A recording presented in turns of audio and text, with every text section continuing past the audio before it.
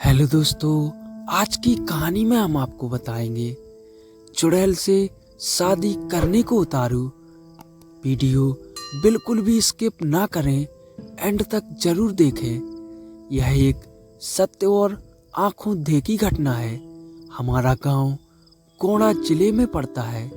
यह उस समय की बात है जब गांव में 18-19 साल की उम्र में सब लड़कों की शादी हो जाती थी। उनमें से एक मेरा मित्र भी है, रमाकांत। उसकी शादी 3 साल पहले हो चुकी थी और अब उसका गोना भी आ गया था। उसकी बीवी बहुत निडर थी। इसको मैं निडर इसलिए बता रहा हूँ कि उसकी निडरता एक दिन बहुत भारी पड़ गई थी। 3-4 साल पहले की बात है। गांव की अधिकतर औरतें सुबह सुबह उठकर लोटा लेकर नित्य क्रिया के लिए कोई खेत में तो कोई खुले मैदान में जाती थी।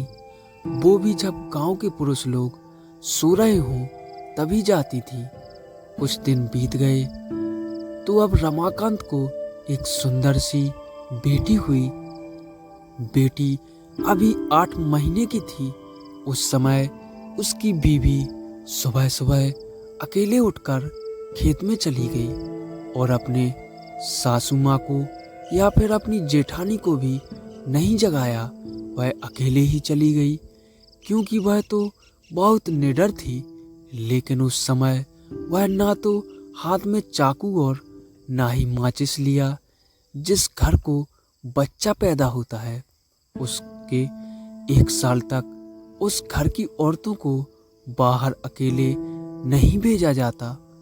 वह भी सुबह सुबह बिना किसी को साथ लिए, क्योंकि उस औरतों पे भूत प्रेत इन लोगों का साया जल्दी पड़ता है।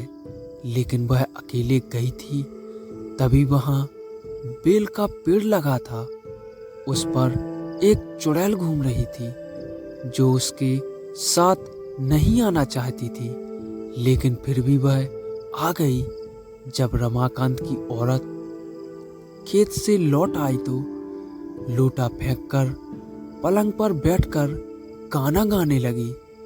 बगल में ही खाट पर लेटी हुई उसकी बच्ची जोर जोर से रो रही थी, लेकिन वह तो गाने में व्यस्त थी, इसीलिए उसे सुनाई नहीं दिया। इतना देखकर रमाकांत चिल्लाने लगा कि बेटी को उठाओ, क्या तुम्हें सुनाई नहीं दे रहा है कि वह रो रही है? फिर भी बीवी ने जवाब नहीं दिया। तब तक रमाकांत की भाभी आ गई और वह समझ गई कि यह कौन है और रमाकांत को इशारा किया कि जाओ दादा, किसी को बुला के लाओ। इतना सुनते ही रमाकांत समझ गया कि मेरी बीवी के ऊपर कोई चुड़ैल का साया है। तभी भाभी ने दादाजी का नाम लिया।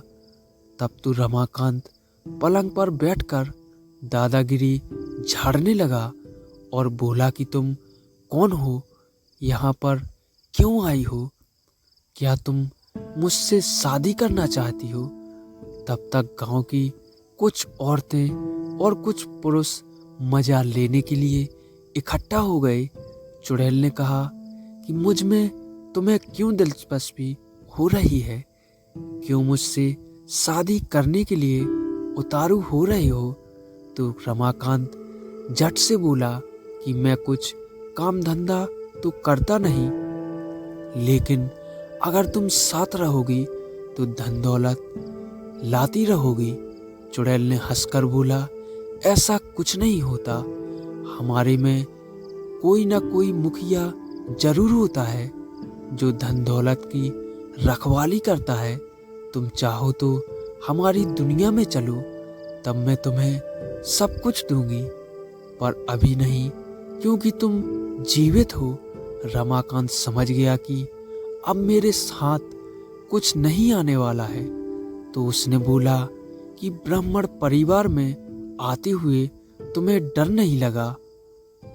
तब तक दादाजी भी आ गए और बोला कि यहाँ से सब लोग हट जाओ और अपने अपने घर जाओ। इतने में रमाकांत की बीवी पलंग से नीचे उतरकर सिर पर पल्लू डाल दिए और चुड़ैल भी चली गई। तब रमाकांत मन ही मन बड़बड़ाने लगा कि इनको भी अभी आना था, अगर थोड़ी देर बाद आते तो क्या पता मैं माला माल भी हो जाता। बेचारा रमाकांत बहुत दुखी हो गया। दोस्तों, यह छोटी सी कहानी आपको कैसी लगी कमेंट में हमें ज़रूर बताएं और वीडियो को लाइक और चैनल को सब्सक्राइब ज़रूर करें। धन्यवाद।